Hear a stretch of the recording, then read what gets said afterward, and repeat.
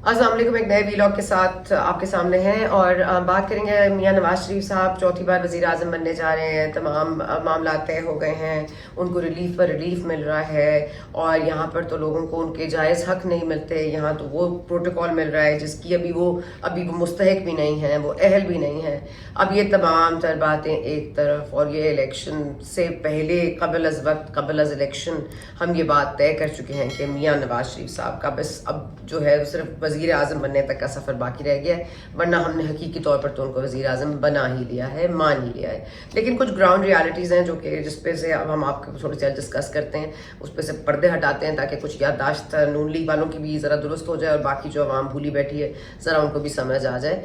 अब पहला पॉइंट ये है कि जनाब वो पनामा का जो एक पूरा मामला था, अब जितना लाख मैं कहूँ कि पनामा का फैसला भोंडा था, बुरा था, गलत था, किसी भी लीगल आदमी के सामने या लीगल पर्सन के सामने आप ये मैटर रखें, वो हमेशा वो हंसेगा नहीं या मजाक नहीं उड़ाएगा तो पता नहीं वो क्या करेगा, क्योंकि पनामा से हमने अकामा निकाला। लेकिन दैट सेड, आप ये मत भूलिए कि अवाम की जहन साजी ये नहीं कि 2018 से हुई गई, 2014 से बयानिया बनाया गया कि करप्ट हुक्मरान इस मुल्क के जिम्मेदार हैं, इस मुल्क ने आगे नहीं बढ़ा, इस मुल्क ने तरक्की नहीं की, इस मुल्क में खुशहाली नहीं आई, क्योंकि हमारे हुक्मरान करप्ट हैं। और इन करप्ट माफिया से, इन मौरूसी सियासतदानों से, जिनके बेटे जिनके भाई हुकूमत में आ जाते हैं और दूसरों को चांस नहीं मिलता है, इनसे जान छुड़ानी है। अब इतना वो बयानिया हिट हुआ, चोर डाकू, मरियम औरंगजेब साहिबा जब लंदन में गई तो उनको हरास किया गया यही कह के, मदीना गई मस्जिद नबी में तब भी यही चोर डाकू कह के मरियम औरंगजेब को पुकारा गया। ये बातें बहुत हो चुकी और ये परसेप्शन इन एनी केस मौजूद है। इसको मध्यम होने में, इसको थोड़ा सा हमारी विजन से दूर जाने में वक्त लगेगा, लेकिन प्लीज इस बात को अंडरस्टैंड कीजिए। वो बड़ी इफेक्टिव मीडिया कैंपेन थी और वो दाग धुलते नहीं धुलेंगे। अच्छा जी, अब आ जाएं आप दूसरी बात पॉइंट पे। दूसरा पॉइंट ये है कि हम बात करते हैं इमरान खान साहब की। इमरान खान साहब के ऊपर जो सादिक और अमीन का जो पोस्टर चस्पा हुआ उनके इंडिविजुअल सरापे के ऊपर, वो ऐसा ही चस्पा हुआ है और ऐसी गोंद से जुड़ा है कि आप वो सादिक और अमीन का जो पोस्टर है उनसे अलग नहीं कर पा रहे। वो जो पोस्टर बॉय पे सादिक और अमीन का पोस्टर चढ़ाया, आपने प्लास्टर चढ़ाया, वो आप साइफर ले आइए, नहीं जा रहा। आप उसको अलहदा करने की कोशिश की तोशा खाना की घड़ियां बेचने वाले मामले से, फिर आप इद्दत में उनका निकाह करवा दीजिए। उनकी बेटी जो अब तक उन्होंने एक्सेप्ट नहीं की, कोई मुबैना तौर पर उनकी बेटी है, उसका भी मुकदमा ले जाइए। आप उनको साइफर केस में कहिए आपने लोगों की जहन साजी की, आपने एक झूठा बयानिया बनाया, आपने एक सीक्रेट को जो डॉक्यूमेंट होती है उसको आपने पब्लिक किया, उसको अपने मर्जी से इंटरप्रेट किया और अपनी सियासत के लिए इस्तेमाल किया। ये तमाम तर चीज़ें एक तरफ, और इमरान खान साहब का जो स्टिकर है सादिक और अमीन का वो अब तक कायम है।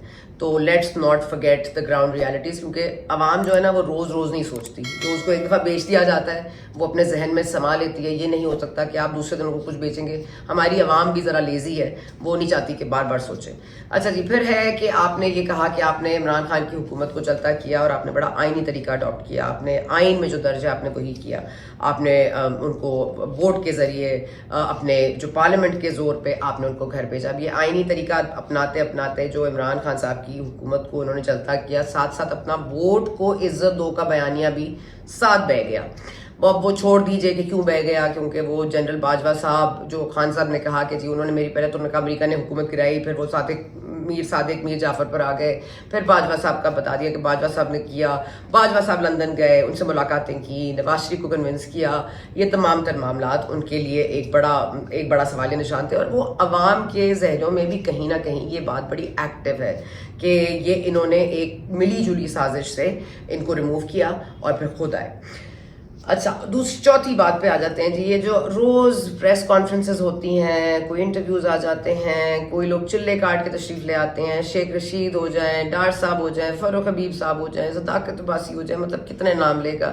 अंदलीब अब्बासी साहिबा भी अब इस्तेहकाम पाकिस्तान में चली गई हैं। मतलब ये तहरीक इंसाफ वाले सारे इस्तेहकाम में ही क्यों लैंड होते हैं, ये समझ से बाला तर। लेकिन ये जो पूरा एक ऑप्टिक्स है, ये जो ऑप्टिक्स है इसके कि आपने किसी को गायब कर दिया, आपने किसी को उठा कर ले गए, आपने इमरान रियाज के साथ जो किया, जिसने भी किया, पॉइंट इज नून लीग ने नहीं किया, लेकिन इसका फायदा नून लीग को हुआ। جب پارٹی کمزور ہوتی ہے، پارٹی کے لوگ اس کو چھوڑ کے جاتے ہیں، تو ظاہر ہے وہ جو اس کی جو ایک اپوننٹ پارٹی ہوتی ہے، فائدہ اسی کو ہوتا ہے. تو یہ اس معاملے میں جو لوگوں کی ایک نفرت و غصہ ہے وہ بھی نون لیگ پر ڈائیورٹ ہو گیا. تو نقصان اس میں بھی نون لیگ کا ہوا ہے. Let's not forget. پھر آ جائیں نمبر 4 پہ. تو ہم پوائنٹ نمبر 4 یہ ہے کہ جناب شہری رحمان صاحبہ ہو جائیں، وہ کہتے ہیں ہم پاکستان تحریک انصاف کے بغیر الیکشنز کا جو نتائج ہیں ان کو لیں گے بھی نہیں. پھر رانا مقبول صاحب ایک ہیں پیپلز پارٹی کے، انہوں نے بھی اسی طرح کی بات کی. انہوں نے بڑا ایک جمہوری پوائنٹ آف ویو دیا، لوگوں نے بڑا اپریشیٹ کیا، مجھے خود بہت اچھا لگا. لیکن آپ اب تک دیکھ لیجئے مسلم لیگ نواز نے ایسی کوئی بات کی ہے جی ہم عمران خان صاحب سے بات کرنے کا ٹائم بھی آ جائے گا، ہاں جی ایسے بھی ہوگا اور ہمیں لوگوں کو معاف کرنا ہے. ہم معافی کی بات کر رہے ہیں، ہم ساتھ الیکشن لڑنے کی بات نہیں کر رہے. اب یہ آپ لاکھ کہیے کہ ہماری تو کوئی دشمنی نہیں ہے، ہم تو کچھ نہیں کرے، لیکن آپ کو تو پتہ ہے کس نے دشمنی مول لی ہوئی ہے اور کون ان کو کیفر کردار تک پہنچا دے گا. تو اس سے بھی آپ بری و زمان نہیں ہو سکتے. آن دا سرفیس آپ کا کوئی لینا دینا نہیں ہے، in the midst of it آپ کا لینا دینا ہے. So again there is no shying away from that. پھر آ جائیں جی اب الیکشن کی جو اخلاقی حیثیت ہے، کیا کہیے کہ الیکشن کی کیا اخلاقی حیثیت رہ جائے گی کہ ایک پارٹی نے جس نے 2018 میں سب سے زیادہ حلقے یا سب سے زیادہ نشستیں جیتیں، وہ اب آدھے ملک میں بھی اپنے حلقوں میں بندے نہیں کھڑے کر پا رہے، اپنے امیدوار نہیں کھڑے کر پا رہے. آپ مجھے بتائیے اس الیکشن کی کیا اخلاقی حیثیت رہ جائے گی؟ اور پھر کیا آپ کو واقعی آپ کو کوئی اس سے لینا دینا نہیں ہے؟ عوام سوچتی ہے تو سوچے، ہمیں تو حکومت دینے کا، ہمیں تو حکومت مانگتا ہے، ہمیں تو چاہیے. تو یہ اگر ضد ہے نون لیگ کی and they want to disregard everything else, the optics, the morality and everything else, تو پھر بی مائی گیسٹ آپ ضرور کیجیے. پھر آ جائیں جناب پی ڈی ایم کے جو مسائل تھے. اب پی ڈی ایم کی حکومت 16 ماہ 17 ماہ کی حکومت، جس میں ساری پارٹیز سب مل کے پی ڈی ایم اور پیپلز پارٹی اور اے این پی سب نے ایک مخلوط حکومت چلائی. انہوں نے سب نے کام کیے، سب نے کابینہ میں منسٹریاں بھی لیں، سب سے بڑی کابینہ بنائی گئی اس انٹرم سیٹ اپ میں. لیکن کمال تھا بھائی کہ وہ الیکشنز اب ہوئے، وہاں سے نکلتے نکلتے ہم ڈیفالٹ تک چلے گئے، ڈیفالٹ سے نکلتے نکلتے ہم پیٹرول کی مہنگائی پر آ گئے، پیٹرول کی مہنگائی سے ہم نااہلی پہ آ گئے. پھر ہمیں بتایا گیا، تو ہمیں تو پتہ ہی نہیں تھا اتنے برے حالات ہیں، ہمیں تو پتہ ہی نہیں تھا. انہوں نے تو سرنگیں لگا کے گئے ہیں، بارودی سرنگیں لگا کے گئے ہیں ہماری فائنانسز پہ.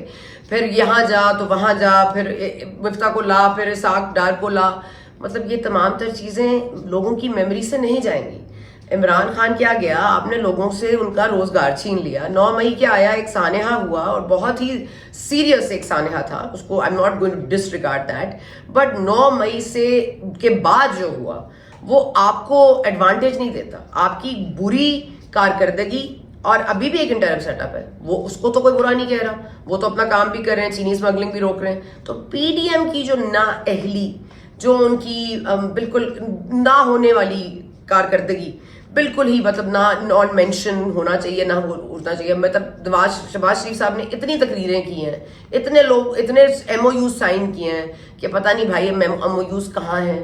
ابھی یہ نگراں سیٹ اپ بھی ایم او یو سائن کر رہے ہیں. تو اگین آپ نے جو 16 ماہ 17 ماہ میں کیا ہے، جو بیڑا غرق کیا ہے، چاہے وہ آپ نے انہیرٹ کیا، چاہے وہ آپ پر مسلط کیا گیا، چاہے وہ آپ نے اپنی بہتری کے لیے کیا گیا، چاہے وہ آپ نے پاکستان کے ملک کو ڈیفالٹ سے بچانے کے لیے کیا، پوائنٹ از آپ نے کیا، اور پوائنٹ اس کے عوام نے بھگتا. اور یہ دیر از نو فرگیٹنگ، اور یہ کوئی نہیں بھولے گا.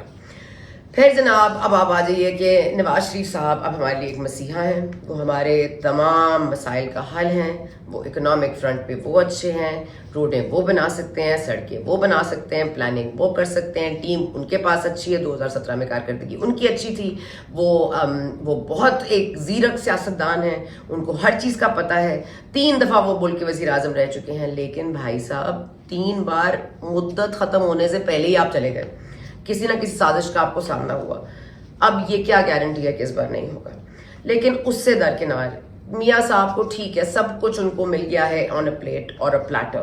اب یہ ان کی جو تکالیف ہیں، ان کا ازالہ ہے. کوئی نہیں کہہ رہا میاں صاحب کے ساتھ زیادتی نہیں ہوئی، لیکن جو ازالہ ہے، کیا وہ اس زیادتی کا ازالہ ہے؟ اور کیا وہ زیادتی کا ازالہ 25 کروڑ عوام کے مرہون منت ہے؟ کیا ان کے اوپر لیا جائے گا؟ کیا ہمیں یہ حق نہیں حاصل؟ اور اگر یہ حق نہیں حاصل تو کیا میاں نواز شریف الیکشن تو چلیں چھوڑیں، آپ کو نہیں جیتنے کی کوئی ضرورت، نہ آپ کو کوئی کام کرنے کی ضرورت ہے، لیکن پھر آپ خود کو اپنی آنکھیں چرائے بغیر وزیر اعظم جو کہلوانے کے لیے الیکشن کے نتائج کے ساتھ ساتھ لیجٹیمیسی بھی بہت ضروری ہے. تو وہ جو لیجٹمیسی آپ کو چاہیے ہوگی نا اس میں بہت زور لگے گا, اور ابھی اس میں وقت ہے. اور ابھی جو ہے لیجٹمیسی کا ایک بہت بڑا المیہ ہے, it's going to be a long legal battle. اور اگر فروری میں انتخابات ہو رہے ہیں جیسے الیکشن کمیشن کہہ رہی ہے, تو پھر میاں صاحب is not running as future prime minister candidate, then who is, اگلے ولاگ میں.